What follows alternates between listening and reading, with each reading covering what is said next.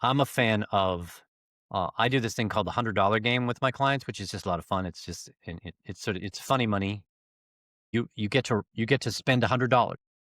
And let's say you have 4 or 5 choices.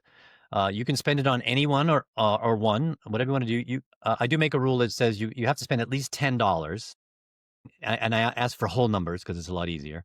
And then you go up, you sort of figure out everything you want to do, and then I have so all the 5 choices are available on the wall or whatever. And then when everyone's ready to vote, then they do it because I don't want people to go up and choose before other people have decided because they will affect someone else's Yeah. decision, right? Either implicitly or explicitly. We don't understand how much we take in terms of data, and a lot of it's out of our unconscious awareness. So I say we wait, and then they go up and they do it, and everybody loves this game. And then we see where the money was spent, and it's interesting. I've done votes and I've done other things. When you spend money, even though it's not real, it's different. It's like, I don't want to waste money, even though it's not even real. It has a different effect on our brain. So we do that, and we say, okay, where was most of the money spent?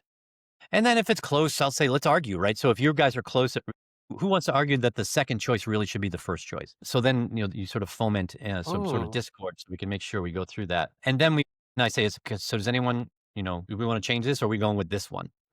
And then we finally decide. And then we commit. And committing is, okay, who owns this?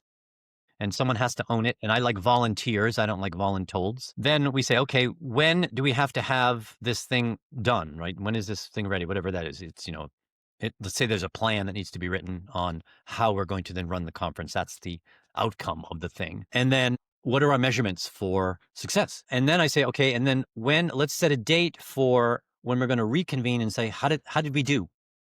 Right? Because the decision isn't done until you've really understood how good it was. So then you reconvene, and I like this thing called an AAR, which is a military term called after action review. It's just 4 questions, but you can do it any way you want, but you want it to be an effective way to do it. And then I also say, look, if you really want to buy into this whole decision thing, you should have a journal, and all of your big decisions should be in the journal.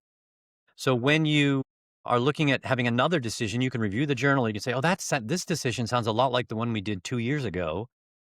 How do we do that? What did we do? And you sort of have some history to help you. So you're not sort of reinventing the wheel on a regular basis. So to me, that's the interesting. entire process around decision making, which I will tell you, Cameron, I would bet 10% of your audience or less does that.